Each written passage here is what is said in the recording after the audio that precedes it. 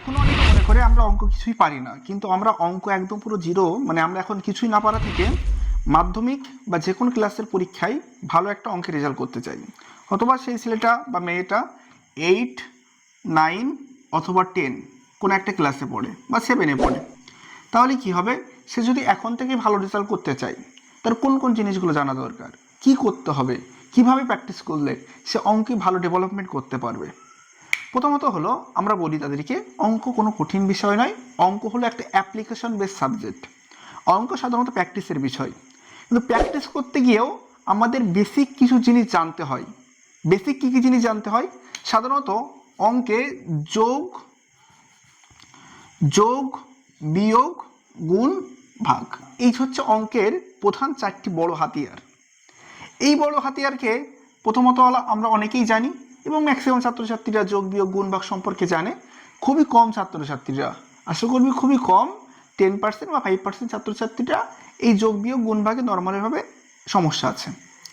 কিন্তু দেখা যাচ্ছে যে যারা যোগ বিয়োগ গুণ ভাগ পারে, তাদের ক্ষেত্রে আরেকটা জিনিস যেটা সমস্যা হয়, সেটা হলো এই এক্স ওয়াই ওয়ালা যোগ বিয়োগ গুণ ভাগ, এক্স ওয়াই জেড রিলেটেড বা এ বি সি, এই সংখ্যার যোগ বিয়োগ গুণ ভাগ, এখানে একটা সমস্যা তাদেরকে হতে হয়। তাহলে আমাদের প্রথমে জানতে হবে সংখ্যার যোগ বিয়োগ গুণ ভাগ। যেমন আমরা যদি বলি 50 যোগ 58, এই দুটো যোগ করলে আমাদের কত হবে, এটা তো সবাই করে দিতে পারবে, 5 + 10, 108 আমাদের হয়ে যাচ্ছে। কিন্তু আমরা যদি বলি 5x + 5x, এটা কত হয়? এই একই জিনিস, একই সিস্টেম, 5 আর 5 10x। এই যে আমরা প্রথমে সংখ্যার যোগ বিয়োগ করছিলাম, এখন আমরা এক্স ওয়াই যেটা হলো যোগ বিয়োগ গুণ ভাগ করবো।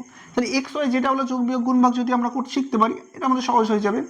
তোমরা যদি এই যে এক্স ওয়াই যেটা হলো যোগ না পারো, তাহলে আমাদের এই এক্স ওয়াই জেড রিলেটেড আমাদের একটা প্লে লিস্ট আছে, আমরা আই বাটনে দিয়ে দিচ্ছি, আর আমাদের ডেসক্রিপশানে আমাদের এখানে লিঙ্ক থাকছে, সেখান থেকে তোমরা যোগ বিয়োগ গুণ ভাগের এই ক্রাইটেরিয়াগুলো শিখে নিতে পারবে। তৃতীয়ত যে জিনিসটা আমাদেরকে জানতে হয়, মানে তাহলে অঙ্কের প্রথমত হলো, তুমি একটা বড় লেভেলে একটা অঙ্কে নাম্বার পেতে যাচ্ছ, বা কোনো কম্পিটিটিভ যারা পরীক্ষা দিচ্ছে তাদের ক্ষেত্রেও এই জিনিসটা হয় যে তারা অঙ্কের জন্য পরীক্ষা চাকরিতে অ্যাপিয়ার হতে পারছে না। সেই জায়গাগুলো কি করতে হবে? সেই জায়গাগুলো এই অঙ্কের বেসটা তাকে করতে হবে। অঙ্ক তো অ্যাপ্লিকেশন সাবজেক্ট, অঙ্ক প্র্যাকটিস করতেই হবে, কিন্তু প্র্যাকটিস করতে গিয়ে আমাদের তো বেসিক ধারণা কিছু জানা দরকার। বেসিক ধারণা আমাদের কোনগুলো জানতে হবে? এই যে যোগ বিয়োগ গুণ ভাগ, এগুলো আমাদেরকে জানতে হচ্ছে ফার্স্ট।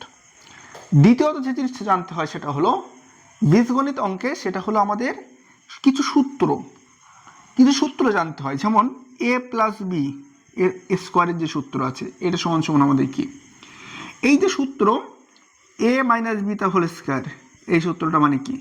যেমন এটা হচ্ছে a² + 2ab + b স্কোয়ার, এটা a² - 2ab + b স্কোয়ার। তাহলে এই যে দুটো আমরা জিনিস সম্পর্কে জানলাম, জানার পরে এই রিলেটেড কিছু প্র্যাকটিস সিট করতে হবে। তুমি একটা ভালো নাম্বার পেতে যাচ্ছ, কিন্তু অঙ্কের প্রথম থেকে যদি হাতের স্পিডটা বাড়ানোর ক্ষেত্রে টেকনিকটা কি, আমাদের প্র্যাকটিস সিট বাড়াতে হবে। কেমনভাবে প্র্যাকটিস করবো?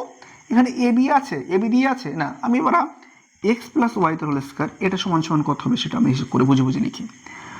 m + n কত হবে সেটা আমরা বুঝে বুঝে লিখি।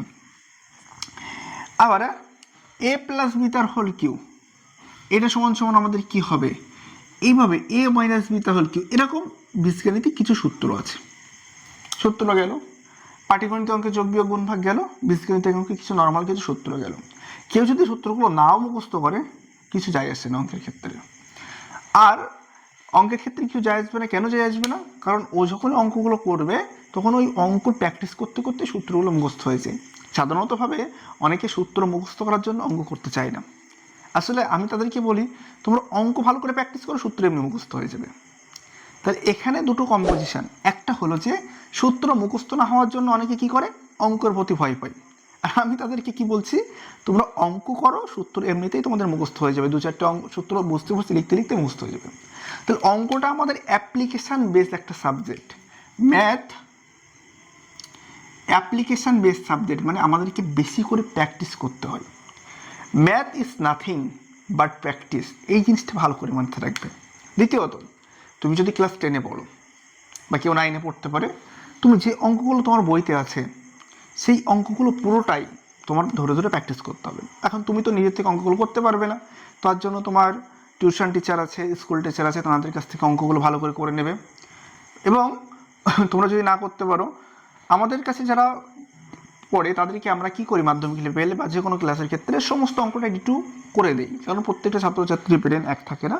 ওই জন্য আমরা চাই যে প্রত্যেকটা ছাত্রছাত্রীর কাছে যেন অঙ্কগুলো থাকে, অঙ্কগুলো বারবার প্র্যাকটিস করার ফলে মাধ্যমিক লেভেল তো বা 8-এ পড়ে, 9-এ পড়ে, 7-এ পড়ে, সে তার কাছে যদি সমস্ত অঙ্কগুলোই থাকে, প্র্যাকটিস করতে করতে সে ভালো একটা জায়গায় পৌঁছে যাবে। এখন তোমরা যেহেতু যে টিচারের কাছে পড়ো, সেই টিচারের কাছ থেকে বলে বলে করবে, অঙ্কগুলো করার পরে অঙ্কগুলো বারবার করে প্র্যাকটিস করবে। প্র্যাকটিস করতে গিয়ে কী হবে, অঙ্কগুলো ধরো তুমি একটা অঙ্ক প্র্যাকটিস করতে লেগেছো, সেই অঙ্ক প্র্যাকটিস করার সময় সেই অঙ্কের ভেতরে যোগ বিয়োগ গুণ ভাগ পাবে, সেই অঙ্কের ভেতরে মিডিল টার্ম পাবে, সেই অঙ্কের ভেতরে কাটাকুটি পাবে। কাটাকুটি, মিডিল টার্ম, এই 2-4টে জিনিস জানলেই অঙ্ক হয়ে যায়, এর জন্য বেশি কিছু করতে হয় না। আর নর্মাল কিছু নামতা কেউ যদি মনে করে আমি 1 থেকে 9 পর্যন্ত নামতা মুখস্থ করবো, তাও তার ক্ষেত্রে এনাফ হয়ে যায়, মানে বেশি নাম। কিন্তু তুমি যখন স্পিড ক্যালকুলেশন করতে চাইবে তখন তোমার একটু বেশি জিনিস জানা দরকার হবে।